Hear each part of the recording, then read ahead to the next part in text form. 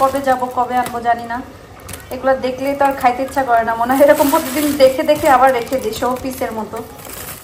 সবাই বলেন আমি শুধু রান্না করি, খাই কোথায়? আমি খাই। কে বলছে আমি খাই না? না খাইলে বেঁচে আসি কিভাবে? ফাইনাল ধোয়া দিচ্ছি আমি, আরো আগে 2বার দিচ্ছি। প্রচুর কাজ, প্রচুর।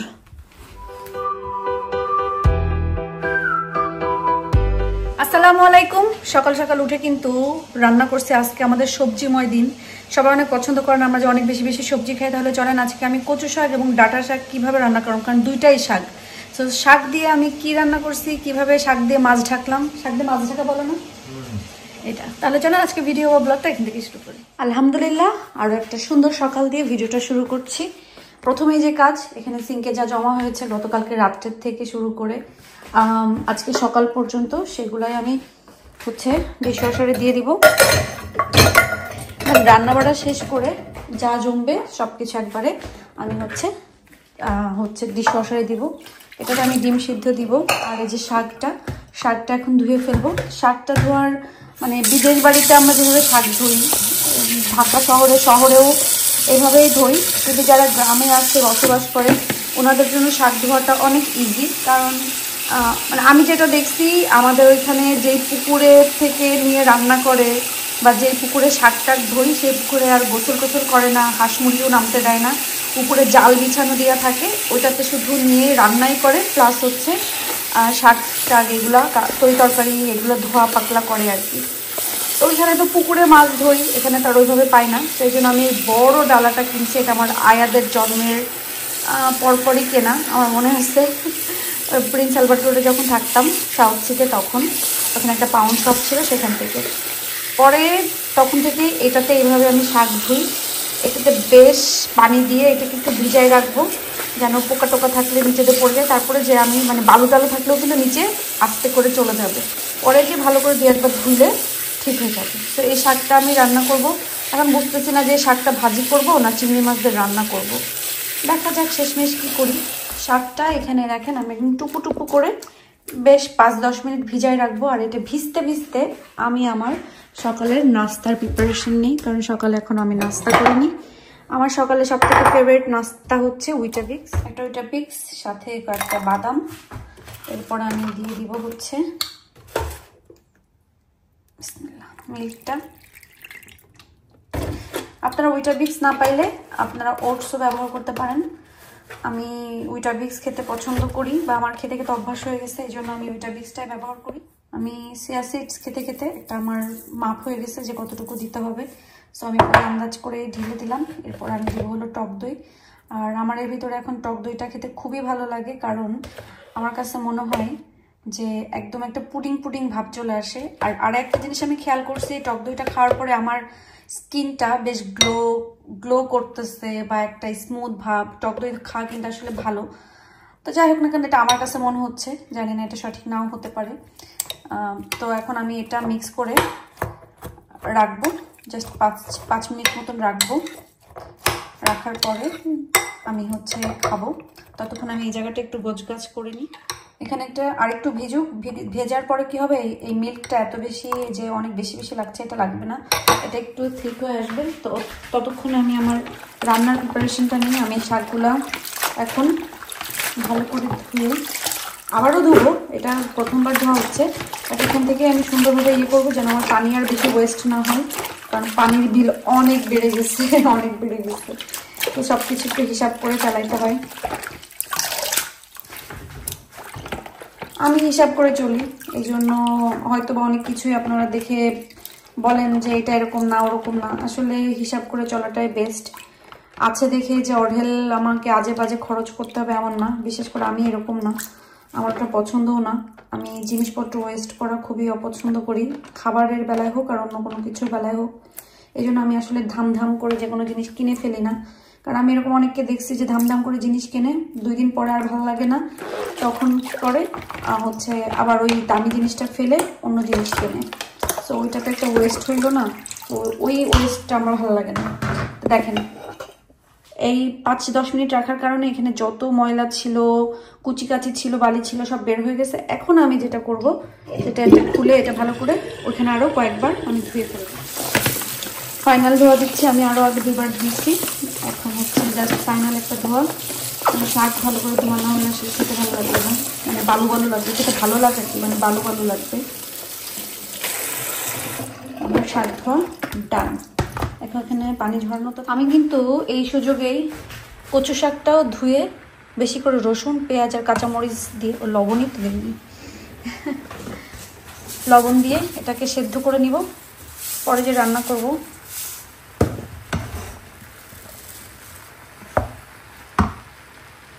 চল আরও কম করে দিতে হবে যেন শাকের থেকে পানিটা বের হয়ে যায়।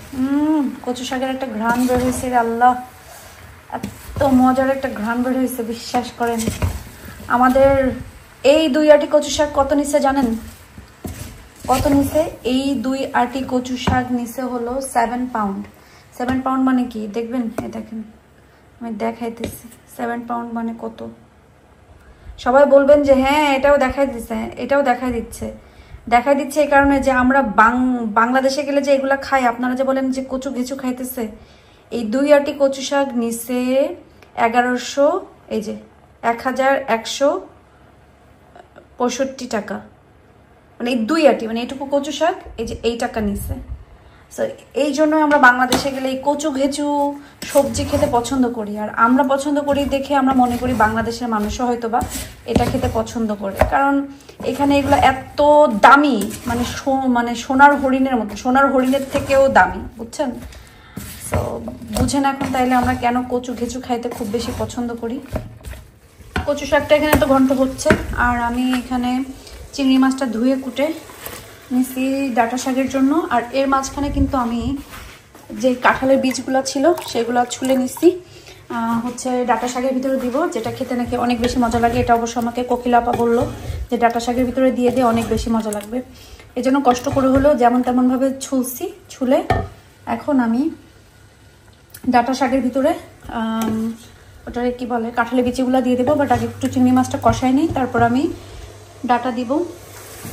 চিংড়ি মাছটা একটু কষাই ফেলছি, বিসমিল্লাহ।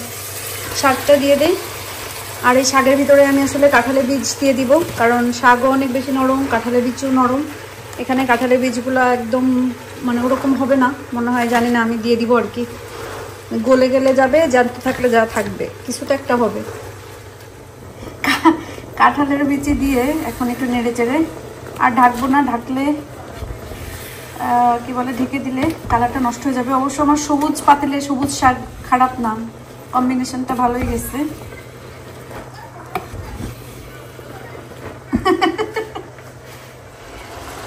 শাকটা কিন্তু একটুখানি হয়ে গেছে, বুঝতেছি না একটা আলু দেবো কিনা, বাট আলু দিলে আবার টেস্ট হয়তো অন্যরকম হয়ে যাবে কাঁঠালের বিচির সাথে, আর দিব না, এইভাবেই থাক। একটু কষায় আসলে পরে একটু ঝোলের পানি দিয়ে দেবো। দেশ থেকে আনা মাত্র এটুকুই চিংড়ি বাকি আছে, আমি একদম মানে গন্ধ, মানে শুধু একটু গন্ধ হওয়ার জন্য কচু শাকে দেবো, শুধু যেন একটু ঘ্রাণ হয়, কারণ এটুকু শেষ হয়ে গেলে আমি আর কবে যাব কবে আনবো জানি না। এগুলো দেখলেই তো আর খাইতে ইচ্ছা করে না, মনে হয় এরকম প্রতিদিন দেখে দেখে আবার রেখে দিই শো পিসের মতো।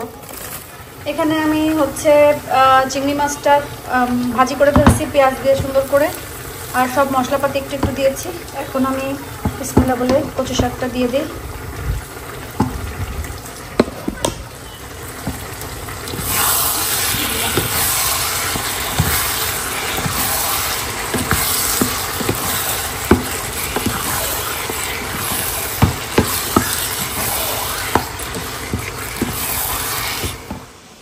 কি এটা কচু শাক?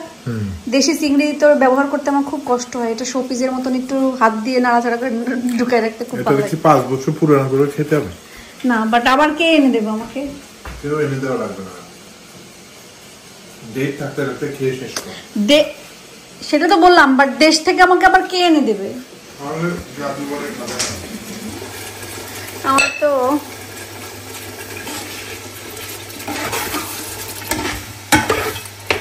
রাহিল ভাত খাবে মিট দিয়ে, তার আগে অবশ্য আমি একটু শাক দিয়ে খাওয়াই দিব, তারপরে মিট দিয়ে দিব। আর এখানে আমার বেগুন ভাজি, আমার তো রুটি খাইতে ইচ্ছা করতেছে, ওইদিকে আবার শাক আছে, কি যে করি।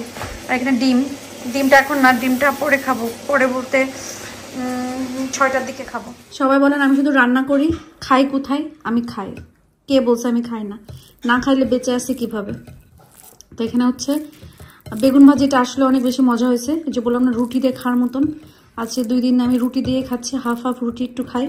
ছোট রুটি পাওয়া যায় না, একটা বড় ভুটকা রুটি নিয়ে আসছে যেটা খেতে হয়, সেই জন্য হাফ হাফ করে খাই। আর এখানে এখন আমি কচু শাক নিয়েছি, সাথে একটু ভাত। আমি তোমার ডাটা শাক নিয়েছি, ডাটা দিয়ে কাঁঠালি বিছিয়ে দিয়েছিলাম। হ্যাঁ, কোকিলাপা বলছে শাকের মধ্যে দিয়ে দে, মজা লাগবে। পরে বলছে কিভাবে কাটতে হবে। এই পাতাগুলো কি? পুঁই শাক, ওই জন্য পুরাপু দিছিল, সেগুলোও দিয়ে দিচ্ছি। ডাটা 5 মিশালি শাক এখানে। পরে কোকিলাপা বলছে এইভাবে কচুর এই কাঁঠালি বিচিগুলো কেটে দে, পরে তাই দিছি। শাক ভালো হয়েছে, কচু শাক অনেক মজা হয়েছে। অনেকদিন পরে খাচ্ছি। আমি আজকে দেখাইছি এই 2 আটি কচু শাক কত টাকা নিছে। 1600, 1100 কত, আচ্ছা আমি দেখাইছি, আমি ভুলে গেছি। শুধু রান্না বাড়া খাওয়া দাওয়া যে সংসারের কাজ তা না, সংসারে আরো অনেক কাজ থাকে, যা আমরা আসলে যারা সংসারে কাজ করি বা সংসার সামলাই আমরা জানি যে আমাদেরকে কত ধরনের কাজ করতে হয়। ও ও ও ও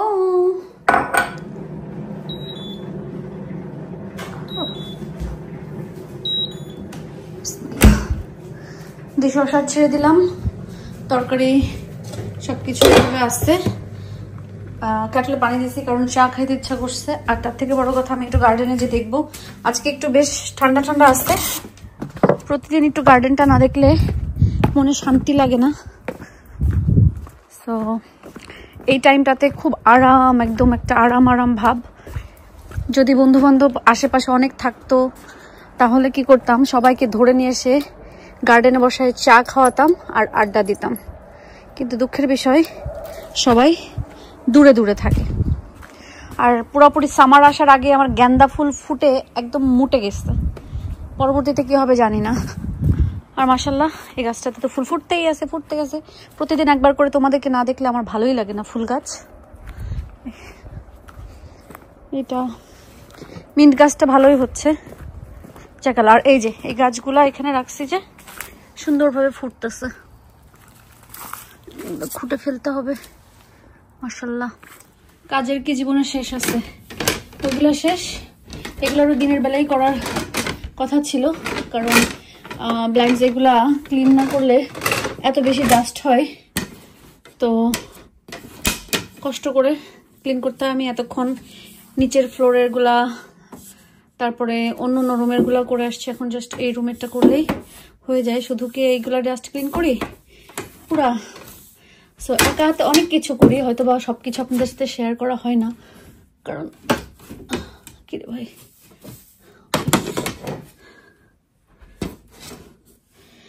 হাঁপাইতেছি। কারণ এই 2 তলা 3 তলা এগুলা কাজ করতে গেলে বহুত কষ্ট,